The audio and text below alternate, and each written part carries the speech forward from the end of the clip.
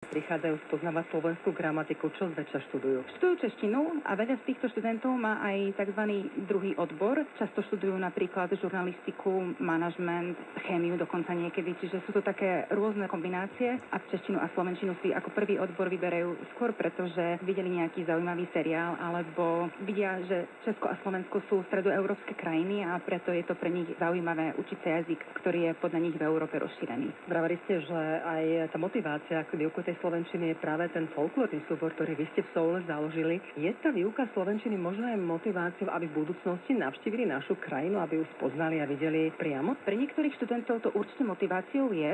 Zúčastňujú sa napríklad aj letnej školy SAS v Bratislave a tiež ma veľmi teší, že už máme aj študentku, ktorá sa prihlásila na národný štipendijný program a získala grant na štúdium na Vysokej škole muzických umení. Od septembra tu bude študovať režijnú tvorbu, takže z ním bude korejsko-slovenská režisérka. Tak to je aj úspech váš, pretože vy ste vlastne sa pričinili o to, že mala ten záujem o Slovensko. Vy ste na tomto lektoráte skončili po 4 rokoch. Za tie 4 roky koľko študentov ste tak vyučovali náš jazyk? Tých študentov na našej katedre je pomerne dosť. Väčšinou v 4 rokoch, pretože 4 roky študujú bakalárske štúdium a je ich tam asi 120 aktívnych študentov, teda v tých 4 ročníkoch a slovenčinu za semester absolvovalo približne 40 až 50 ľudí, čiže celkom dosť.